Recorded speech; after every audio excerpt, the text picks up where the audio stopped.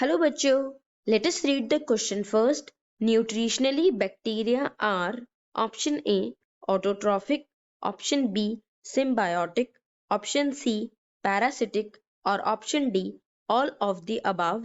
So इस particular question में हम जो concept use करेंगे that will be the nutrition of bacteria.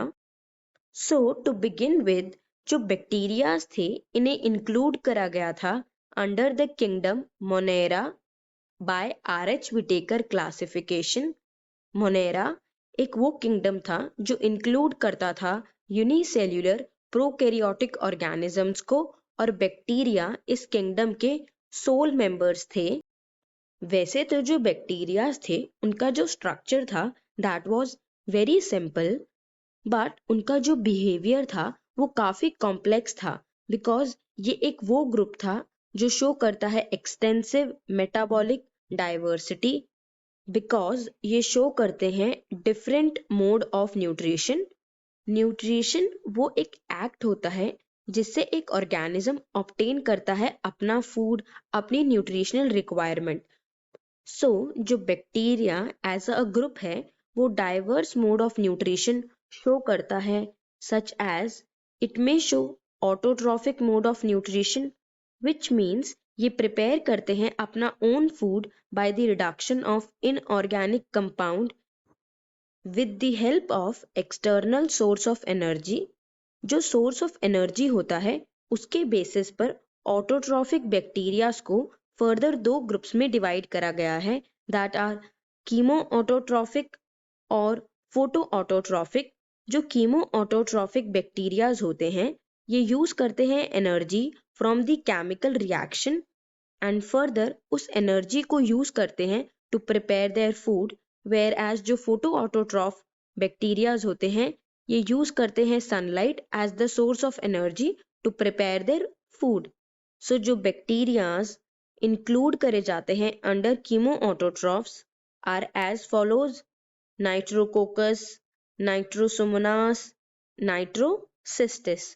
Where as photoautotrophs bacterias के नाम हैं स्पिरुलिना, नोस्टॉक, एनाबीना.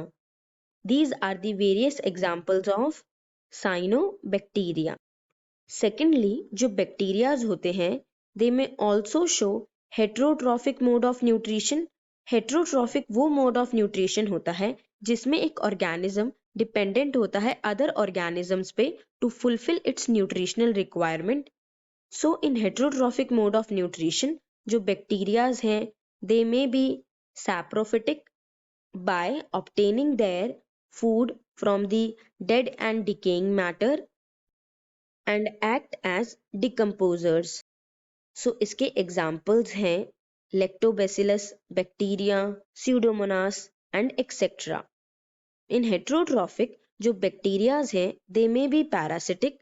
Parasitic वो बैक्टीरियाज होते हैं जो act करते हैं as parasite on a plant body or on animals and are responsible for causing various diseases. And the examples are as follows: जैसे जो बैक्टीरिया है named as Clostridium tetani वो responsible है for causing tetanus. Mycobacterium जो cause करता है TB. Xanthomonas citri जो cause करता है citrus canker in plants and etcetera. ऐसे वेरियस बैक्टीरियाज हैं जो एक्ट करते हैं as parasite and show parasitic mode of nutrition. And lastly symbiotic. Symbiotic वो बैक्टीरियाज होते हैं जो म्यूचुअल रिलेशनशिप शो करते हैं with other organisms and live symbiotically.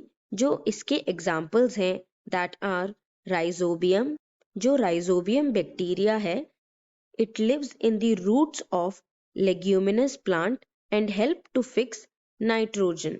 And secondly, Frankia जो शो करता है symbiotic association with non-leguminous plants and help to fix nitrogen.